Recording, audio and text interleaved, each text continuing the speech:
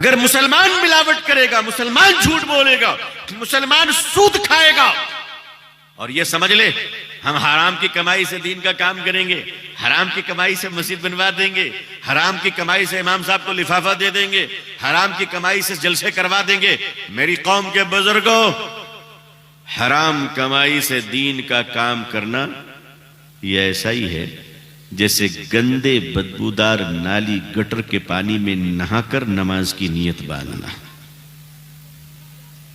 نماز ہوگی؟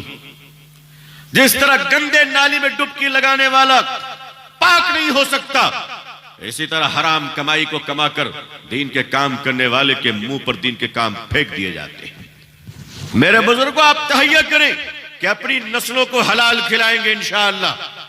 اپنی اولاد کو، ہر مسلمان بچے کو عالم ہونا ضروری نہیں، یہ کوئی فرض عین نہیں ہے کہ مسلمان اپنے ہر بچے کو عالم دین بنائے، بن جائے الحمدللہ، خوش نصیبی ہے، لیکن یہ ضروری ہے کہ مسلمان اپنے ہر بچے کو دین کی تعلیم دے، یہ فرض ہے۔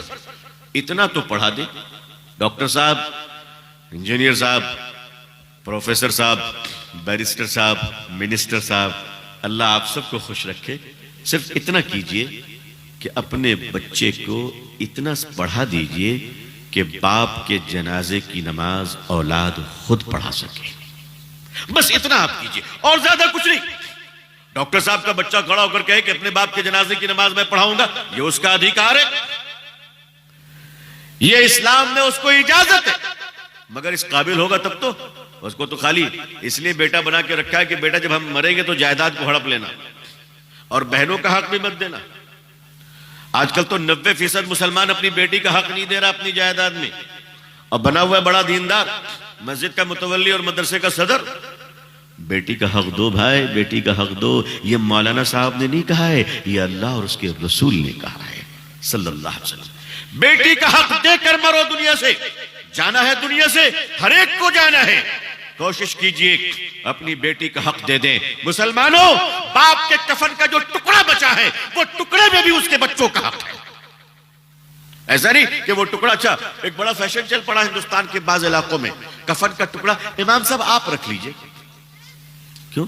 تم کو بیچارہ گیا گزرا ٹور یتیم وہی لگتا ہے کیا؟ آج کل تو میں کہا کرتا ہوں کہ مسجد کمیٹی کے صدر وہی ہوں گے جو 3 رکعت مغرب کی نماز پڑھانا جانتے ہوں، مسجد کمیٹی کے ممبر بھی وہی ہوں گے جو امام صاحب کے غائبانے میں نماز پڑھانی آتی ہو، اس لیے کہ نماز پڑھانا صرف عالم کا کام نہیں، ہر مسلمان نماز پڑھا سکتا ہے، ہر مسلمان نماز پڑھا سکتا ہے۔ ایک امام صاحب کا انٹرویو ہو رہا تھا کہیں پہ، امام صاحب بھی دل جلے تھے بیچارے، بہت ساری مسجد سے نکل کر آئے تھے، تو کمیٹی کے صدر صاحب نے پوچھا کہ امام صاحب بتائیے قیامت کی نشانی کیا ہے؟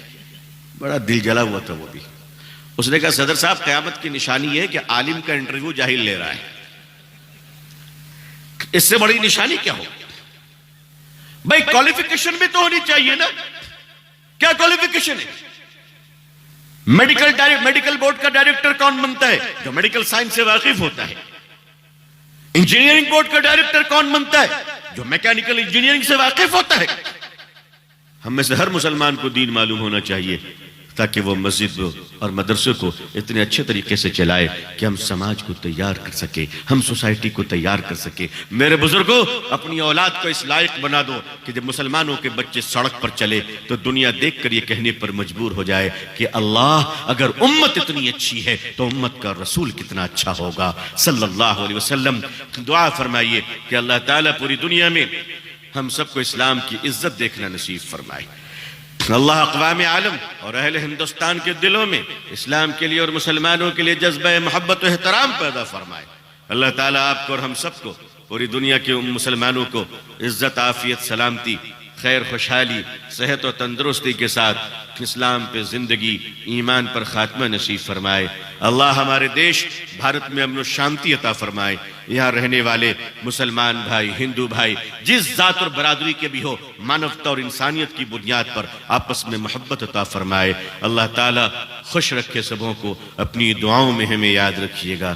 آخر دعوانا الحمدللہ رب العالمین، والسلام علیکم ورحمۃ اللہ وبرکاتہ۔